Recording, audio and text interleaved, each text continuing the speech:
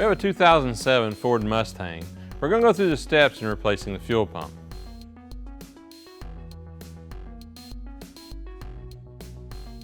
We'll start by bleeding the pressure off the system using our pressure relief valve on our gauge.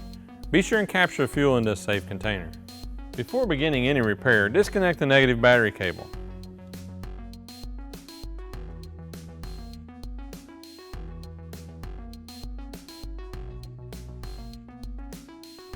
Release the tabs and remove the rear seat cushion.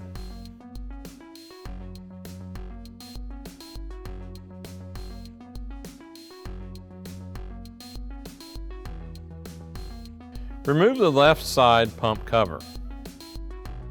Slide the safety retainer back and remove the electrical connection. Before removing the fuel line, thoroughly clean the top of the tank.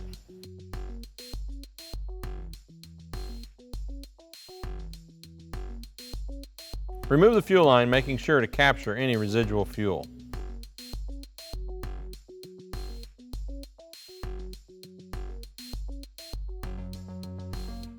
Using a non-ferrous brass punch, turn the locking ring counterclockwise. Inspect the locking ring to make sure it's not damaged in any way that would hinder its reuse. Partially raise the pump out of the tank and disconnect the crossover line. Keep in mind you're working in an enclosed environment with fuel vapors. Make sure that it's properly ventilated. As you remove the module assembly from the tank, keep in mind there may be some residual fuel. Be sure and capture this into a safe container. Remove the tank seal and clean the tank seal area.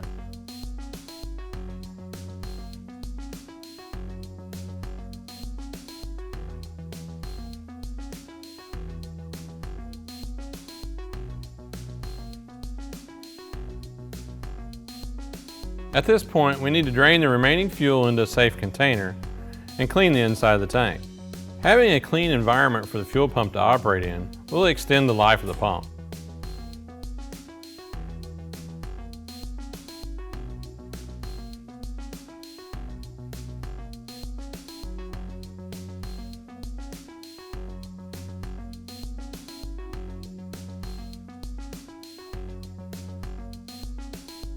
With the inside of the tank thoroughly cleaned, we're ready to install the new Airtex fuel pump.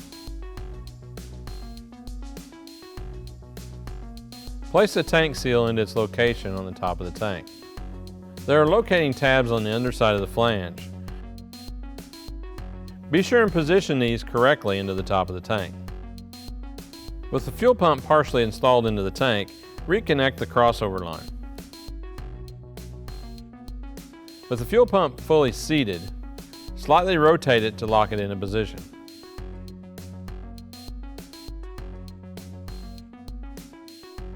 Reinstall the tank locking ring, turning it clockwise.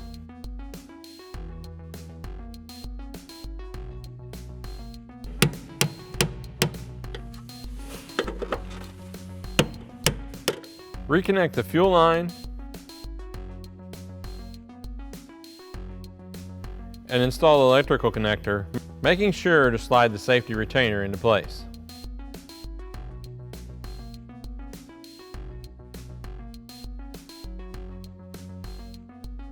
Install the fuel pump cover and reinstall the seat cushion.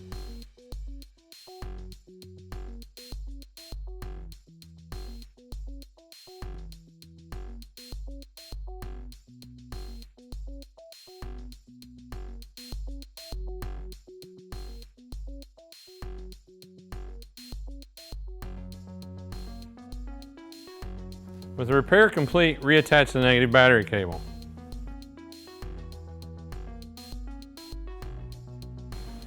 Cycle a key 2 to 3 times in order to charge the system.